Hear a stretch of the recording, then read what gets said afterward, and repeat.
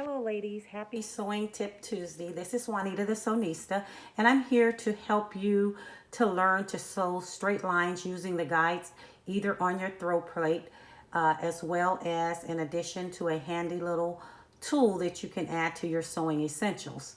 Now, what happens here is if you look at the throat plate, there are some little lines on the throat plate, and they're sort of like a little ruler, and those lines are to be used as a guide rather to sew straight lines. So if you need to take up a 5/8 inch seam, as you see here, this one here, let me point at it, is your 5/8 inch, and that's your 7/8 inch, and right against your presser foot, that line there is your 3/8 inch seam. Usually your pattern calls for a 5/8 inch seam, okay? And then sometimes the 3/8 inch.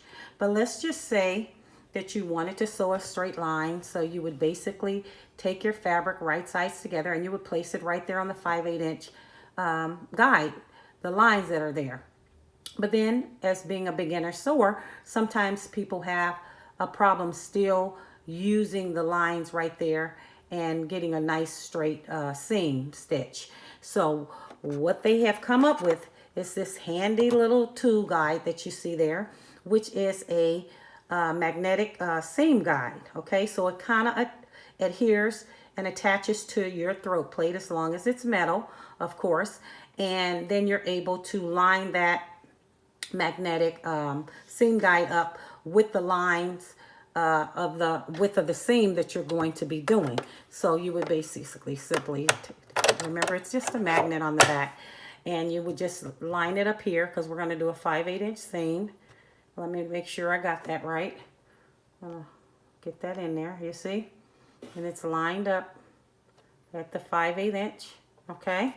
And then what you want to do, okay, sorry if this is moving a lot, you want to take your fabric right sides together, okay, and you're going to take them and you're going to put them up under the presser foot. You're going to lay it flush up against the magnetic seam guide, and you're going to put your presser foot down. I like starting with my needle in. I'll do a couple of stitches and then I'll backspace, okay, and then what you want to do is just want to keep that fabric right up alongside the magnetic seam guide, okay? And you can go slow, you can go fast. I'm just going slow so you guys can see. And then you do a couple of back stitches when you get to the end. Lift your presser foot, cut your thread if you have a thread cutter, or use your scissors.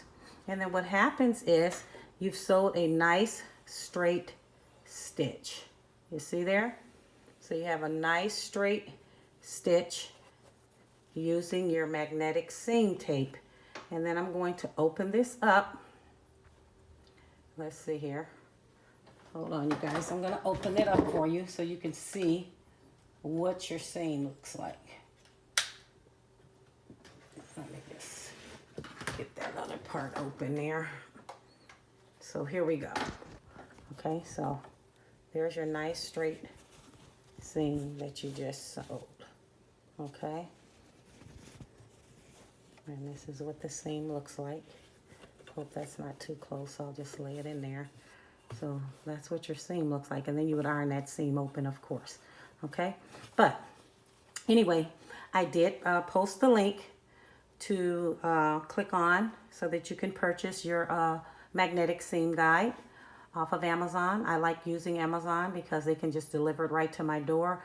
I find a lot of good little sales on Amazon that is not in the store, unless you have a coupon, of course, for Michael's or Joann's or Hobby Lobby to buy these things in. And then I save on gas as well.